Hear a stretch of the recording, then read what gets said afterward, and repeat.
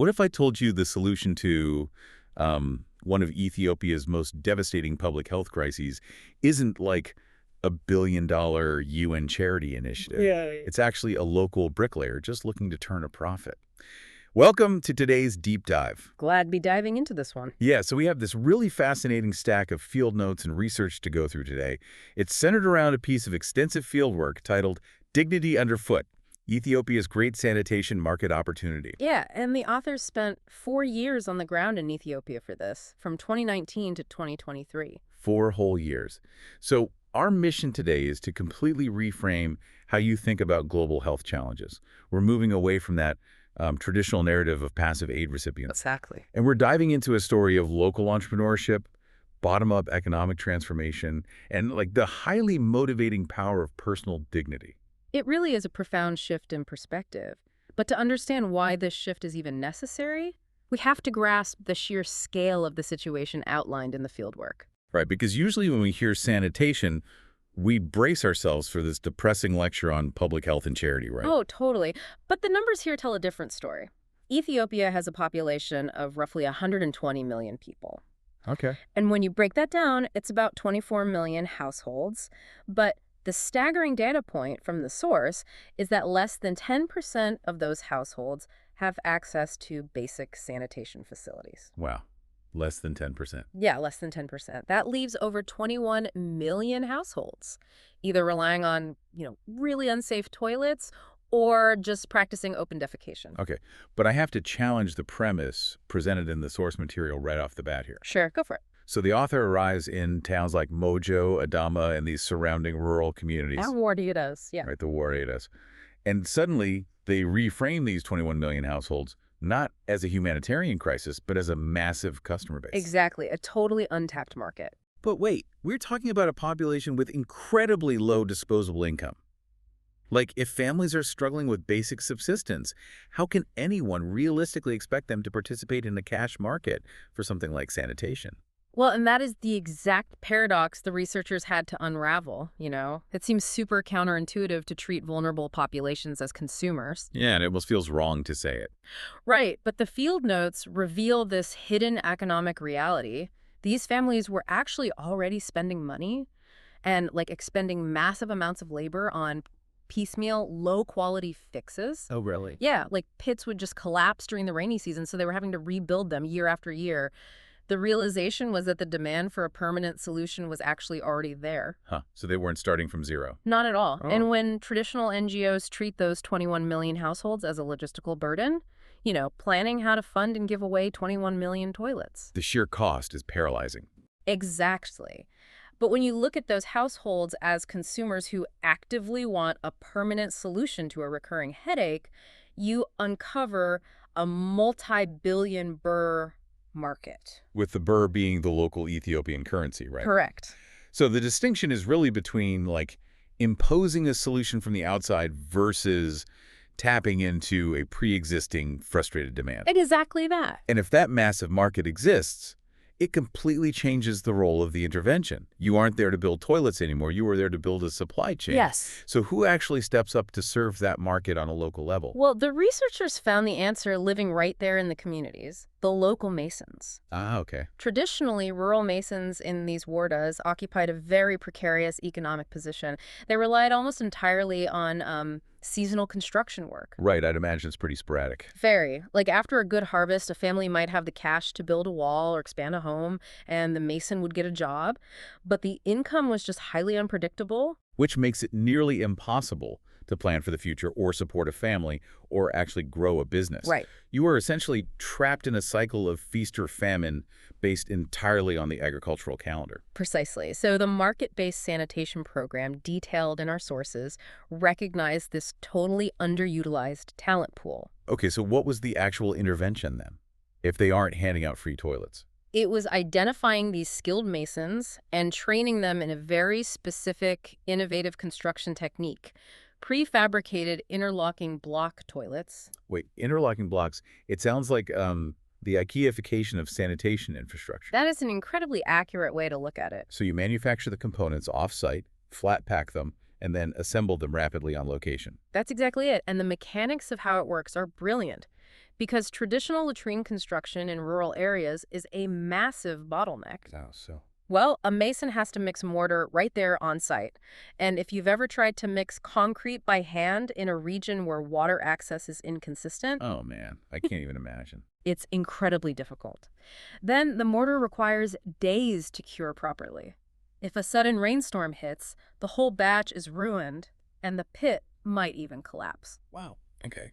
Yeah, it is a messy, labor-intensive process that ties up a mason for weeks on a single installation. Which obviously naturally drives up the labor costs of the household and completely limits how much money the mason can make in a month. Exactly. So how exactly do these interlocking blocks solve that mechanical bottleneck? So the interlocking blocks eliminate the need for mortar entirely during the assembly phase. Entirely. The masons manufacture the concrete blocks off-site at their own small production yards. They press a specific ratio of sand, cement, and water into precise molds. Okay. And then the blocks just cure there in the shade. When a household orders a toilet, the mason transports these pre-cured blocks to the home. Oh, I see. And because of their geometric design, the blocks simply slot together dry, much like Lego bricks. That's wild. No mortar at all. None. They rely on their interlocking shape and gravity for structural integrity. And that specific mechanical shift drops the installation time from several weeks to as little as 3 days. 3 days. From weeks. That is a staggering increase in efficiency. It's game-changing. Taking a process from weeks down to 3 days completely rewrites the unit economics for a local builder.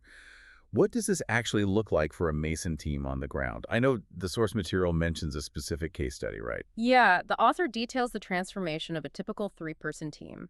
It was one highly skilled lead mason and 2 assistants. Okay. Before the interlocking block technology was introduced, this team was essentially idle for long stretches of the year. They were just waiting for someone in the village to accumulate enough wealth to commission a custom project. Feast or famine. Exactly. But after training in the interlocking block system, that same 3-person team went from sporadic, unpredictable labor to managing a steady pipeline of work. Really? How much work? They suddenly had the capacity to serve more than 10 households every single month. 10 installations a month. That means a continuous flow of revenue. Yes. Think about what that does. It completely stops capital flight from the region. By keeping the manufacturing and the labor strictly local, that money circulates within the woreda, stimulating the broader local economy rather than being siphoned off to a foreign NGO or, like, a multinational corporation. Right. It is a textbook multiplier effect. Yeah. Think about the small businesses in your own town. When a local contractor suddenly gets a product that everyone on the block needs. They spend their profits locally. Exactly. When the mason gets paid, he buys better tools from the local hardware vendor. His assistants, who are now earning a steady wage instead of occasional day rates, spend their money at the local market. They pay school fees for their children. The whole town gets richer. The intervention effectively turns a public health deficit into a powerful engine for bottom-up economic growth. It really does. That financial reality brings up a logistical hurdle, though. Supply is only half the equation here. Okay, what do you mean? Well, if a typical rural household is operating on tight margins, and they are paying a local mason a fair market rate that allows the mason to thrive, how are they affording the upfront cost of these prefabricated toilets? Yeah. That requires looking at the financing models that naturally emerge in these communities. Oh. The fieldwork highlights that households rarely pay a massive lump sum upfront in cash. Instead, they rely on community trust and informal financing. Interesting. Because the mason lives in the same village or ward as the customer, they often extend a line of credit themselves. Oh, wow. So it's peer-to-peer lending, essentially. Basically, yeah. A family might pay half the cost after the harvest and the other half in staggered installments. Plus, the intervention programs often work to connect these households with microfinance institutions or local village savings and loan associations. Gotcha. Yeah, that provides the small, short-term liquidity needed to make the purchase. So it basically functions like a localized mortgage for sanitation, which forces us to ask the most critical question of this entire deep dive. We have established that the masons can build these quickly. Right. The economics work out. Yep. And there are financing mechanisms to make it affordable. But why is a family prioritizing their limited hard-earned cash for this specific product? That's the real question. Right. They could use that loan for better seeds or a new roof. What is actually driving the demand for a toilet? So this is the big aha moment of the author's 4 years in the field. When health organizations approach this problem, they typically try to sell the concept of disease prevention. Yeah, that makes sense on paper. They talk about reducing fecal-oral transmission rates and mitigating groundwater contamination. And as a consumer, that messaging is incredibly abstract. Huh. Like, people generally know that germs are bad, but an invisible threat rarely motivates immediate financial sacrifice. Exactly. The reality is people do not buy toilets because they want concrete and bricks, and they rarely buy them solely for abstract health metrics. So what do they buy them for? The research found that they buy dignity. They buy privacy, they buy convenience, they buy status. Oh, wow. Okay, let's unpack this. This is like a total marketing masterclass. It really is. If you walk into a village and try to sell a medical intervention, you get a polite nod. But if you sell a status upgrade, A tangible status upgrade, yes. right, a safe, private, lockable structure for your family that looks clean and modern, people will line up. It transforms it from a development intervention into a functioning, thriving market. It taps into universal human psychology.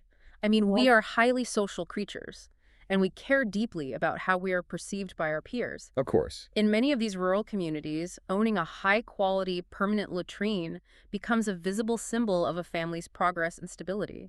It signals to neighbors that the household is doing well. And I imagine the privacy and safety aspects, particularly for women and girls, play a massive role in that demand as well. Oh, a profoundly massive role. Practicing open defecation or using a flimsy shared structure is not just unhygienic. It is deeply undignified and often dangerous, especially at night. When a mason offers a solution that includes a sturdy door, a lock, and a clean environment, they are selling physical safety and peace of mind. Yeah, that's incredibly powerful. It is. When public health initiatives finally acknowledge that these emotional and social desires are the true motivators, they can design programs that actually work. They align the public health goal with the personal aspirations of the consumer. It's a brilliant alignment of incentives, but, it makes me wonder about the long-term viability of this model. How so? Well, the source material outlines 4 key pillars necessary for scaling this market approach and fundamentally transforming rural Ethiopia. You mentioned the innovative construction technologies and the sanitation financing. Right. So what are the other 2 pillars keeping this system intact? So the 4 pillars work as an interconnected ecosystem. We discuss the technology, the interlocking blocks, and the financing that allows households to afford them. Yes. The 3rd pillar is continuous investment in the local entrepreneurs themselves. Okay, what does that investment actually look like in practice? Because we aren't just talking about teaching someone how to pour concrete, right? Far from it. The training expands deeply into business acumen. Oh, really? Yeah. These masons are taught basic bookkeeping, inventory management, and effective marketing strategies. So they're learning how to sell. Exactly. They learn how to pitch the value of a prefabricated toilet to their neighbors, focusing on those key selling points of dignity and status rather than just structural durability. So they are essentially being trained as small business CEOs. Yes. Which brings us to the 4th pillar, which might actually be the most difficult for traditional aid organizations to stomach. Oh, and what's that? Maintaining strictly market-based approaches. Huh. It is arguably the most crucial pillar and the one most vulnerable to disruption. The fieldwork emphasizes that for this microeconomy to survive, external organizations must resist the urge to revert to a charity model. Because if a well-meaning international NGO suddenly drops into the Waretta and starts handing out 500 free toilets, Right. they aren't just giving away infrastructure. Yeah. They are actively destroying the local market. They completely bankrupt the local mason, like overnight. Wow. If the community knows they might eventually get a toilet for free, demand for the mason's product plummets to 0. Yeah, why buy one if you can wait for a free one? Exactly. The mason lays off his assistants, the manufacturing yard shuts down, and the supply chain just evaporates. That's devastating. And when the NGO eventually leaves, which they always do once the funding cycle ends, the community is left with no local capacity to repair the existing toilets or build new ones for a growing population. The intervention goes from being a catalyst to a parasite on the local economy. Perfectly said. It really highlights why that 4th pillar is so vital. Yeah. You have to fiercely protect the market dynamics. Hmm. You solve the hygiene crisis not by giving away the end product, but by removing the friction that prevents local businesses from thriving. Yes. The author concludes the field notes with a really powerful sentiment. Sometimes the biggest opportunities are hidden in places people rarely look. In this case, literally right beneath our feet. Right. By trusting in the capability of local communities to solve their own challenges and by respecting their motivations as rational consumers, the results are exponentially more robust than any top-down charitable intervention. It really is a phenomenal blueprint for sustainable development. Yeah. Like, instead of seeing a 21 million household gap in infrastructure as this tragic, insurmountable drain on global resources. You see it as 21 million individual opportunities. Yes, it is a canvas for local innovation. Every single installation is a chance for a mason to build a legacy, employ their neighbors, and bring a lasting sense of pride to a family. The lessons extracted from these rural Ethiopian warriors extend far beyond the realm of sanitation. I mean, they offer a masterclass in human psychology and economic resilience. They absolutely do. And we hope this deep dive has completely shifted your lens on how global development can and perhaps should operate. Definitely. You know, the next time you encounter a massive systemic problem, whether you are reading the news or looking at issues within your own city, try to look past the instinct to ask, how do we raise the charity funds to fix this? Instead, ask the more challenging, fruitful questions. Where is the hidden market here? Who in this community possesses the skills to turn this crisis into their livelihood? Because finding the answer to that question is what sparks genuine, lasting progress. Absolutely. And before we wrap up today, we want to leave you with a final thought to mull over, building directly on the psychological insights we uncovered today. Let's hear it. If the desire for status, convenience, and personal dignity is the true catalyst for adopting new sanitation technology in Ethiopia, how might we redesign our approach to other massive global challenges? Oh, that's a great question. Right. Consider the push for renewable energy adoption or sustainable agricultural practices. What if the key to saving the planet isn't found in bombarding people with terrifying climate data or lecturing them about doing the right thing? Which rarely works anyway. Exactly.